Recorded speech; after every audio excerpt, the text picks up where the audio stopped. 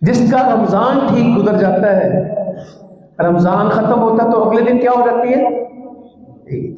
جس کا رمضان ٹھیک گزرتا ہے اس کے خاتمے پہ اسے عید ملتی ہے، اور جس کی زندگی ٹھیک ہو جائے اس کے خاتمے میں اس کی عید ہے۔ اس کی قیامت قیامت نہیں ہے، اس کی قیامت بھی عید ہے۔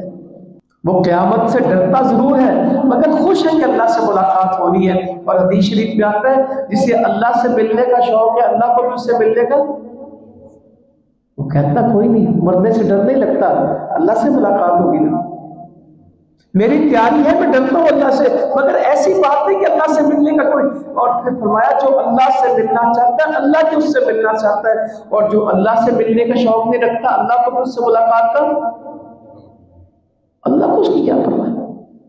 اور پیپر دینے کا شوق کس طالب علم کو ہوتا ہے؟ جس کی تیاری ہو۔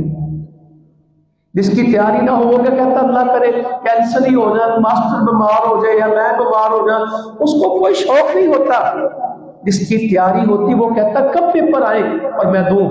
جن کے عمل پورے ہوتے ہیں ان کو اللہ سے کہا نا امہات المومنین نے، اللہ کے رونے لگے، کہا روتی کیوں؟ کہ اللہ کے نبی صلی اللہ علیہ وسلم اللہ سے ملاقات کا مطلب تو مرنا ہے، مرنا تو کسی کو پسند نہیں، کہا اس کا مطلب مرنا نہیں ہے، اللہ تعالیٰ نیک بندے کو توفیق دے دیتا ہے نیکی کی، حتیٰ کہ اس کا خاتمہ بھی کس پہ ہوتا ہے؟